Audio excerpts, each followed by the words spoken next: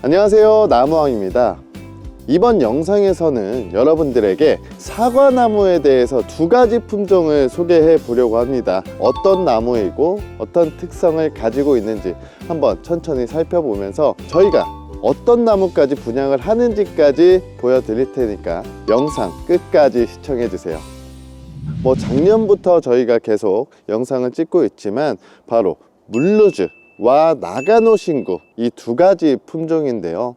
이 두 가지 품종은 국내에서 육종된 건 아니고 일본에서 육종이 돼서 국내에서 보급이 되기 시작한 품종입니다. 이 품종들을 영상을 찍으면서 어떤 댓글이 있었냐면, 외국에서 들어오는 품종들 말고 국내에서 생산된 걸 판매해야 된다, 그리고 그런 걸 홍보해야 된다, 이런 말들이 많았어요. 국내 기술도 상당히 좋습니다. 국내에서 육종돼서 보급이 되고 있는 그런 품종들도 많지만, 사실 아직까지는 일본의 그 육종 기술이나 그런 품종들을 아직까지는 따라잡기는 조금 어렵다라고 생각이 듭니다.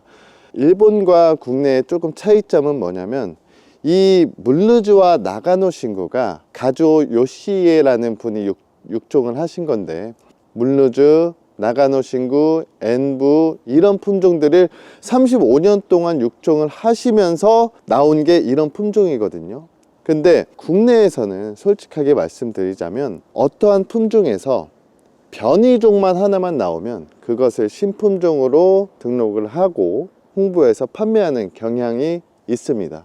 물루즈를 육종하신 요시에 선생님의 방향은 이렇습니다.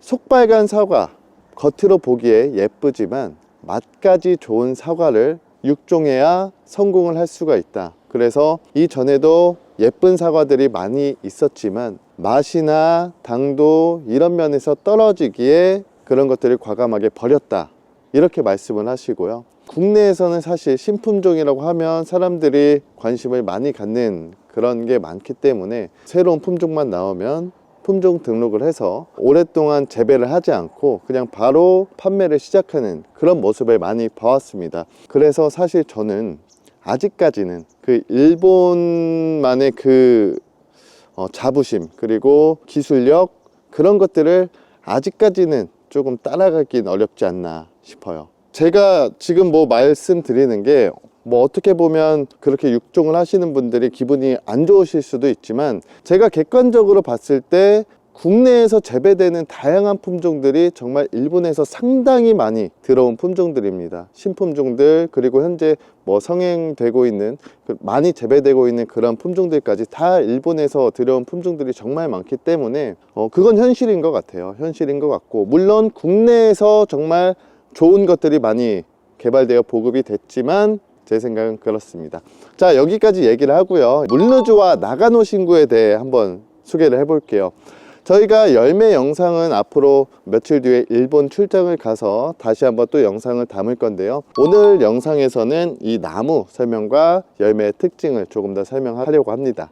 먼저 물루즈는요, 겉이 노란 사과입니다. 겉이 노랗고 속이 빨갛게 색감이 들어오는 사과예요. 기존 속빨간 사과들은 빨간색 겉면을 가지고 있었기 때문에 속 안이 빨갛게 물이 들어왔는지 안 들어왔는지 잘 표시가 안 났어요. 그러나 이 물루즈는 겉으로 봤을 때 숙기가 다 되었을 때요, 속이 빨개지면서 겉표피가 오렌지 색상으로 변합니다. 노란색에서 오렌지 색상으로 변하면 얘가 잘 익었다, 그리고 속 안에도 속빨갛게 물이 들어왔다 라고 표시가 납니다. 농가분들께서 속빨간 사과라고 납품을 할 때 이런 딜레마가 있었어요. 겉으로 표시가 안 나니까 잘라봤을 때 속이 안 빨가면 클레임이 들어온다. 그런 단점을 보완할 수 있는 그런 아주 좋은 품종입니다.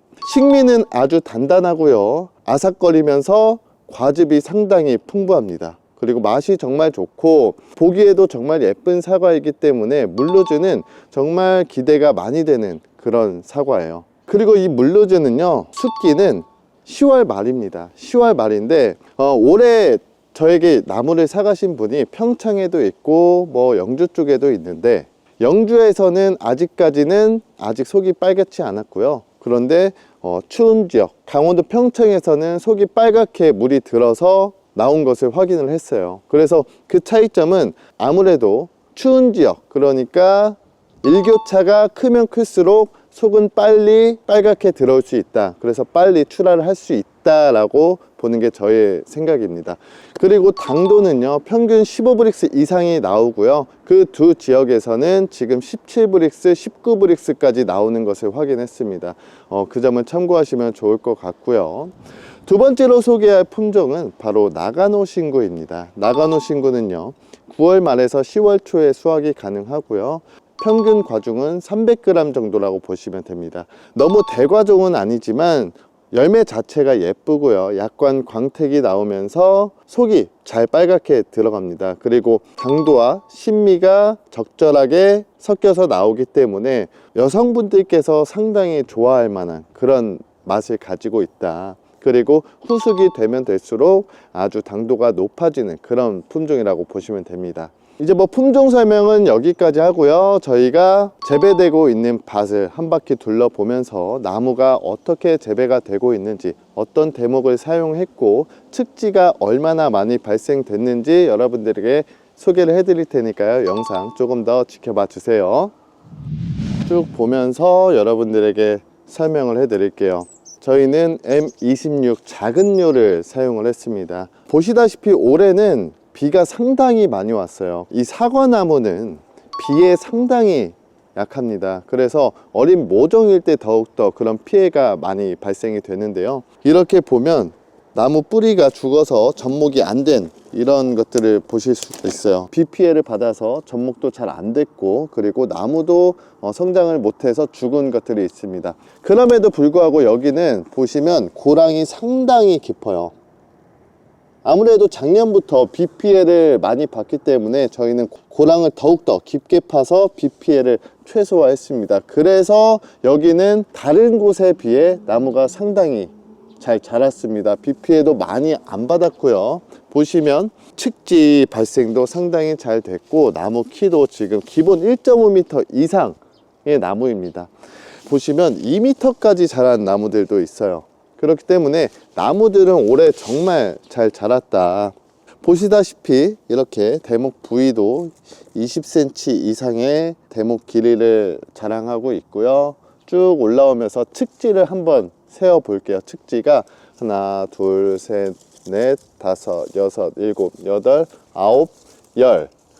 위에 11, 12, 13. 측지도 상당히 많이 나왔을 뿐더러 지금 보면 꽃눈도 보이는 것 같아요. 꽃눈이 나온 나무, 그리고 안 나온 나무들을 보면 비료를 상당히 많이 하잖아요. 그러면 나무 도장지만 쭉쭉 뻗습니다. 그래서 꽃눈이 잘 발생이 안 돼요. 그러면 비료를 많이 하면 어떤 문제가 있냐, 뭐 겨울철에 동해 피해를 입을 수도 있고요. 그리고 나무 세력이 너무 강하기 때문에 그렇게 저는 좋다고는 생각을 안 합니다. 어느 정도 이제 꽃눈이 있어야 얘네들은 나무가 잘 자란 나무다, 이렇게 저는 생각을 하거든요.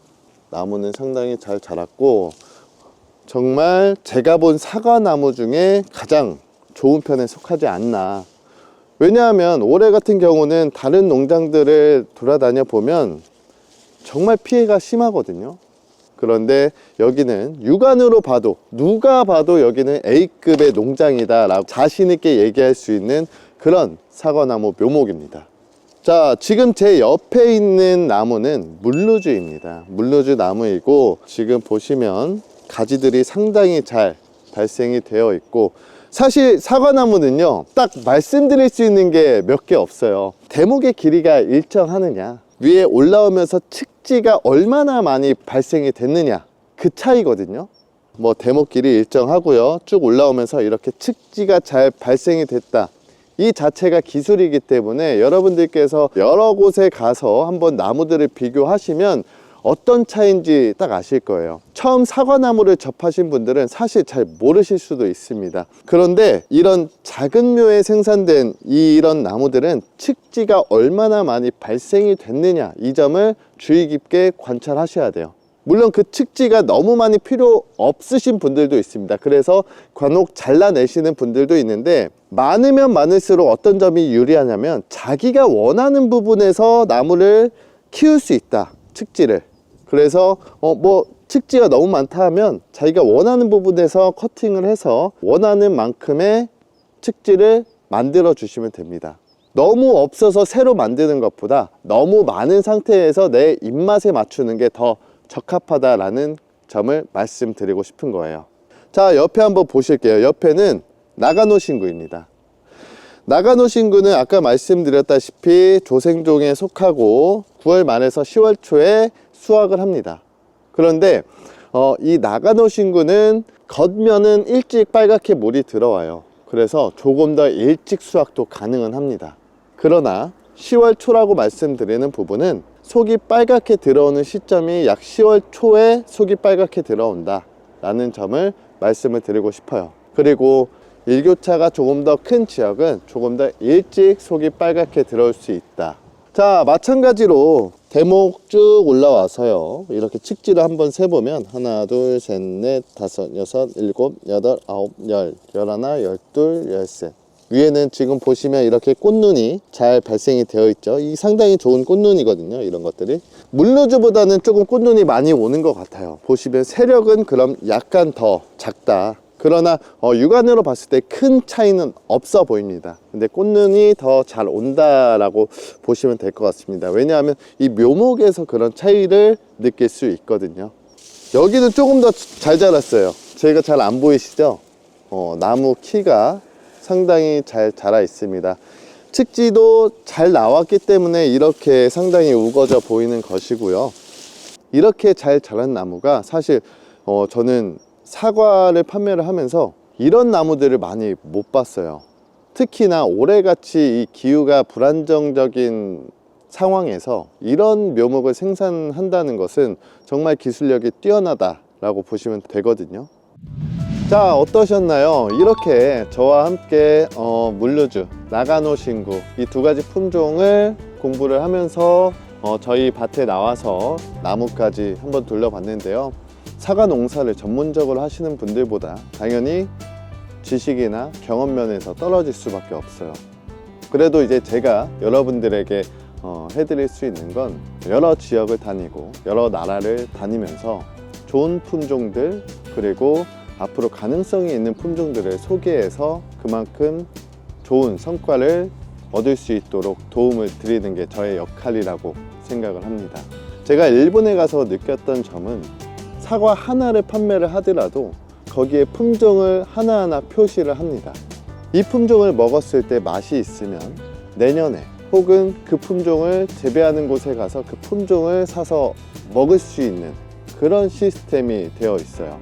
국내에는 그런 시장이 없죠. 그러나 앞으로 이 대한민국에서도 하나하나 품종을 명시해서 판매를 하고 그 품종이 얼마나 맛있는지 알려야 된다고 생각을 합니다. 그 중에 하나가 물루즈가 될 수 있고요. 기존에 국내에서 여러 가지 생산됐던 맛있는 품종들이 조금 더 나와서 유통시장에 풀려야 이런 과일 산업이 조금 더 발전할 수 있다라고 생각을 해요. 마지막으로 여러분들에게 하고 싶은 말은 이 사과뿐만 아니라 조금 너무 지나치게 품종에 대해 집착을 하는 부분들이 있어요. 신품종이면 신품종 막 우르르 심고, 누가 품종 좋다고 하면 막 또 그거 우르르 심고, 그런 면이 있는데, 품종을 찾는 건 당연히 기본적인 일이지만 그 농장에서 생산되는 열매의 퀄리티가 가장 중요하다고 생각을 하거든요. 열매만 맛있으면 어떤 걸 재배해도 맛있게 생산을 할 수 있고 그거를 좋은 가격에 팔 수 있습니다. 그게 농민이 살 길이에요. 그런 농업의 퀄리티를 높이셔야 농민들은 살 수가 있어요. 지금 보시면 너무 많은 과일이 쏟아져 나오면서 가격은 떨어지고 농민은 힘들다라고 하는데, 정말 높은 퀄리티를 생산해내는 분들은 전혀 그런 말씀 안 하시거든요. 없어서 못 팝니다.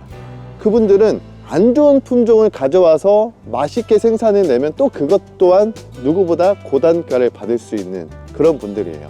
여러분들은 그런 분들이 되어야 됩니다. 그래서 이 물루즈나 나가노 신구 이런 품종을 재배를 하고자 하시는 분들은 조금 더 특별한 사과를 만드셔야 됩니다.